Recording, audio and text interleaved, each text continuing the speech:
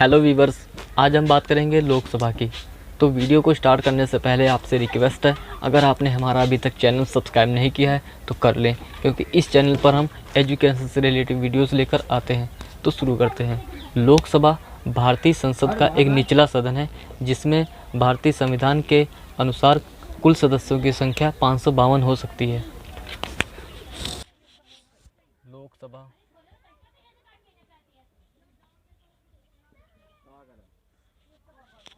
संसद का एक निचला सदन है। संसद का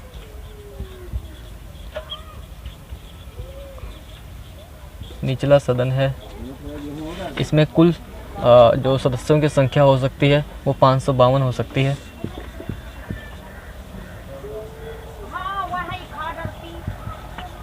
कुल सदस्य 552 हो सकते हैं। 552 हो सकते हैं। इसमें से जो 530 सदस्य होते हैं वो राज्यों का प्रतिनिधित्व करते हैं, जो 20 होते हैं वो केंद्र शासित प्रदेशों का प्रतिनिधित्व करते हैं।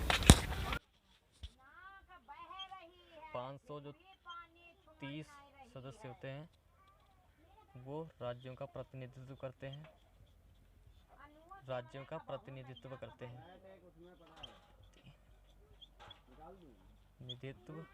प्रतिनिधित्व करते हैं राज्यों का। बाकी के जो 20 होते हैं वो केंद्र शासित प्रदेशों का प्रतिनिधित्व करते हैं।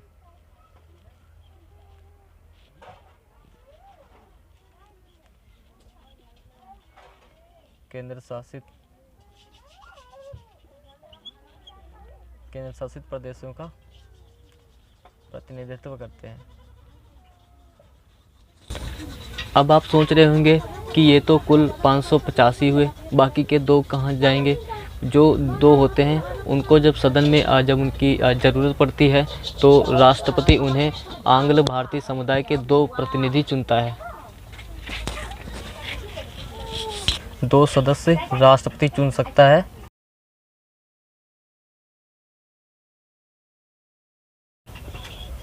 आंग्ल भारतीय समुदाय के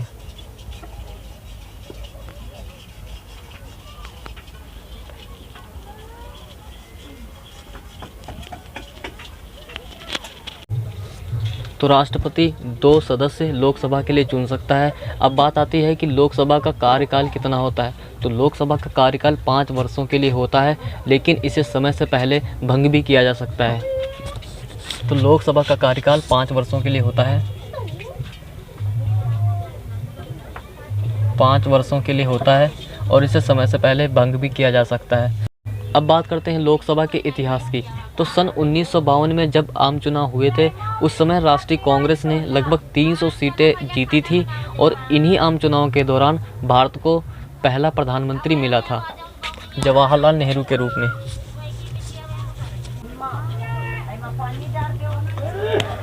राष्ट्रीय कांग्रेस ने कुल सीटें पाई थी 364।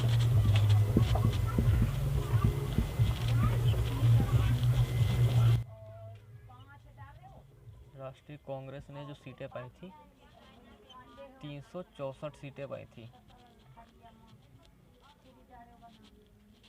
1952 के आम चुनाव में। और जो हमारा पहला प्रधानमंत्री बना था वो इन्हीं आम चुनाव के दौरान बने थे, जवाहरलाल नेहरू।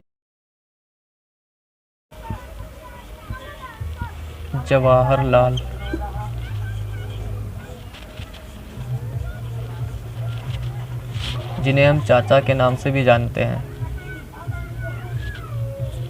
1952 के आम चुनाव के बाद भारत को पहला प्रधानमंत्री जवाहरलाल नेहरू के रूप में मिला था। अब जानते हैं कि इन्हीं आम चुनाव में कांग्रेस को कुल कितने प्रतिशत सीटें मिली थी। तो कांग्रेस को कुल 45% सीटें मिली थी।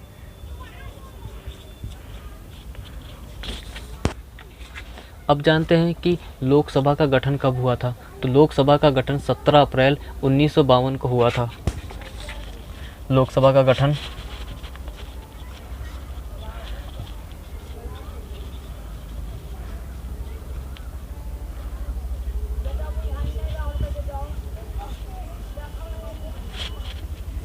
1952 को हुआ था। अब बात आती है कि लोकसभा का अध्यक्ष कौन था। तो तो लोकसभा का अध्यक्ष उस समय जो थे, जो सबसे सर्वप्रथम थे, वो बने थे जीवी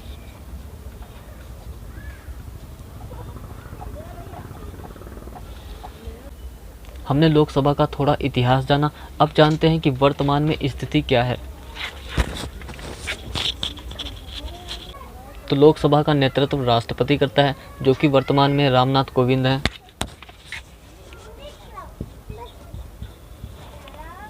नेतृत्व कौन करता है? राष्ट्रपति, जो कि वर्तमान में रामनाथ कोविंद हैं।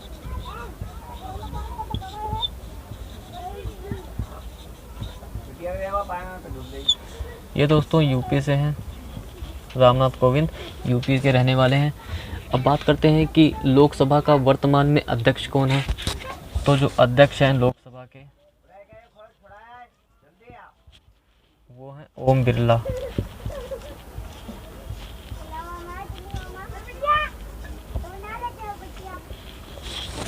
अब बात करते हैं कि सदन का नेता कौन है। तो सदन का नेता नरेंद्र मोदी है।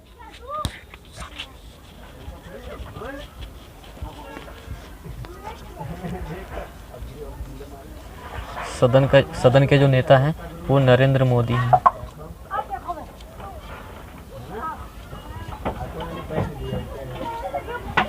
दोस्तों एक बात, जो ओम बिरला हैं और जो नरेंद्र मोदी हैं, ये एक ही पार्टी से हैं, बीजेपी से। अब बात करते हैं कि विपक्ष का नेता कौन है। तो वर्तमान में विपक्ष का नेता खाली है, क्योंकि किसी की पार्टी के पास 10% सीटें नहीं हैं। तो दोस्तों उम्मीद करता हूँ कि ये वीडियो आपके लिए काफ़ी हेल्पफुल रही होगी। अब हम मिलेंगे नेक्स्ट क्लास में, जब तक आप हमारे साथ बने रहें। अगर आपने हमारा चैनल सब्सक्राइब नहीं किया है तो दोस्तों कर लें, क्योंकि इसी चैनल पर हम रोज़ एजुकेशन से रिलेटेड वीडियोस लेकर आते हैं। तो नमस्कार।